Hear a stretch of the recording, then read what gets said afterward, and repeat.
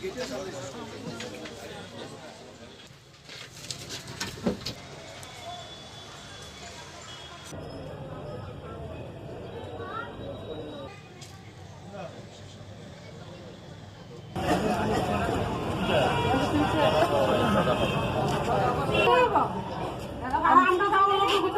এখন কিছু করছি না, আমরা মিটিং আমরা সাইডে আয়া করতেছি এই বেলায়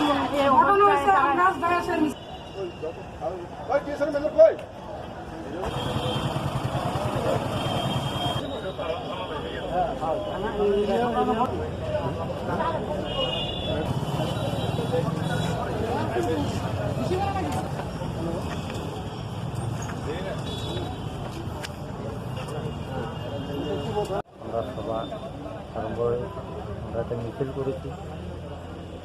কিছুক্ষণ মিছিলটার পরে আমরা একটা সভা হয়েছে। সভা করে শেষ সময়ে দেখলাম তারা অনেক সময় বিজেপি প্রথম শুরুতেই আরম্ভ করেছে। এরপরে সভা শেষ করার পরে আমরা গাড়িতে উঠলাম, যে যাওয়ার পথে আমাদের এই বাসগুলা এখনও আছে।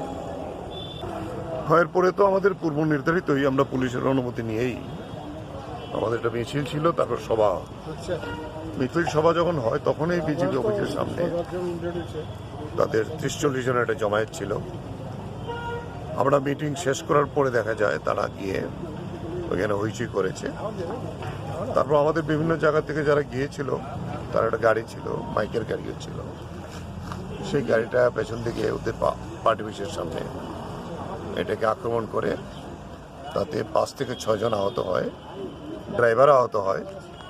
ড্রাইভার তৎপরতার সঙ্গে তো নিয়ে আসে এবং এরা ধাওয়া করতে করতে এখান পর্যন্ত থানা পর্যন্ত আসে বিজেপির এই দুর্বৃত্তরা।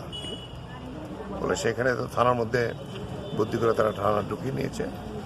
এখন যারা আহত হয়েছিল ড্রাইভার সহ তাদেরকে ট্রমা সেন্টারে নিয়ে গেছে। এরকম 6 থেকে 7 জন আহত হয়েছে।